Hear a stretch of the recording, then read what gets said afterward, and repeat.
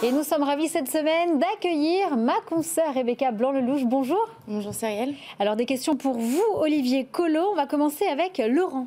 Laurent qui pose 3 questions cette semaine et on commence avec quelles sont les bonnes pratiques de Kiloutou pour augmenter la durée de vie des équipements prêtés? Alors, on a mis en place des techniques de maintenance préventive. On s'est inspiré de ce qui se passe dans l'automobile pour voir comment est-ce qu'on pouvait anticiper les pannes qui pouvaient arriver sur un matériel. On a mis ça en place maintenant et grâce à ça, on arrive à allonger la durée de vie de nos matériels de 1 à 2 ans. On continue, très bien. La deuxième question de Laurent, est-ce que Kiloutou souhaite aussi se transformer en une plateforme dédiée aux prêts entre particuliers? Non. On le rappelle, 90% de vos clients, c'est du B2B. Absolument. L'essentiel de nos clients sont des professionnels. On a aussi quelques particuliers. Mais notre métier n'est pas de faire du prêt entre particuliers. On a déjà suffisamment de choses à faire dans notre métier et suffisamment d'opportunités pour s'assurer que nos clients optimisent l'usage des matériels qu'on leur prête, qu'on leur loue. On continue avec Laurent. La dernière question de Laurent, à l'image de la grande distribution, est-ce que Kiloutou aimerait développer son réseau en petites agences de proximité dans les grandes villes? Alors, on a déjà, rien qu'en France, 450 agences. Il y a encore des ouvertures qui sont prévues, mais ça fait quand même beaucoup d'agences sur des grandes villes. Alors, je pourrais vous citer Paris, où on a 80 agences, et la région parisienne, mais sur Lyon, on en a 20. Sur Bordeaux, on en a pratiquement 20 également, etc. Il y a encore des ouvertures à faire, mais je pense qu'on a déjà un maillage qui nous permet d'être au plus proche des clients. On continue avec Nicolas.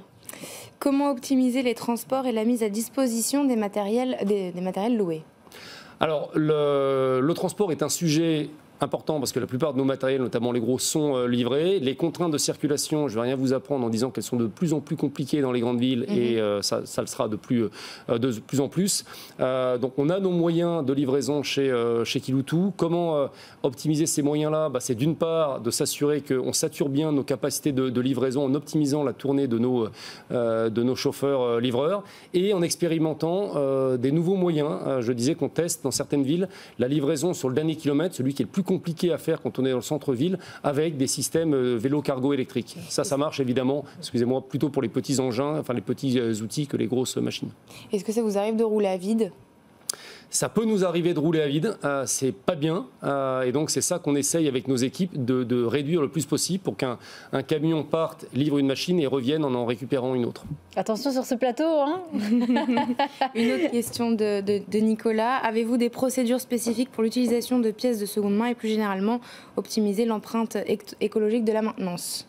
De la maintenance, alors il y a quelques matériels, on peut récupérer sur certaines machines certaines pièces. On est très prudent là-dessus parce qu'il ne faut pas que ça mette en péril la sécurité de nos machines. Donc on récupère certaines pièces qu'on remet ensuite sur des machines quand il y a un défaut quelque part.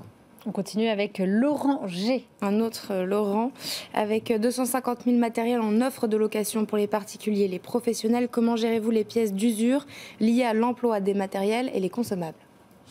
Alors, les pièces d'usure, comment est-ce qu'on les gère? Donc, c'est-à-dire que quand une pièce est usée, on va la remplacer. Alors, parfois, on peut utiliser une pièce qu'on a récupérée sur une autre machine, mais ça, c'est vraiment la portion congrue. La plupart du temps, on achète des pièces neuves. Et les consommables, c'est pareil, on achète des consommables pour les vendre aux clients quand c'est utile pour le fonctionnement de la machine. Et dernière question très intéressante de Sébastien. Que devient votre matériel une fois réformé et à quelle fréquence votre parc de matériel est-il renouvelé? Alors, ça va dépendre des matériels, mais comme je disais tout à l'heure, on garde nos matériels entre 10 et 12 ans. Certains peuvent aller jusqu'à 20 ans. Certains matériels peuvent être entièrement recyclés, notamment quand la part métal est assez forte ou qu'on peut facilement le faire. D'autres vont avoir une deuxième vie. Et en fait, on a structuré cette activité-là avec une équipe qui est dédiée à la vente de matériel d'occasion. On a un site internet pour ceux qui veulent acheter du matériel d'occasion chez Kiloutou et qui permettent après de donner une deuxième vie à ces machines en France ou ailleurs.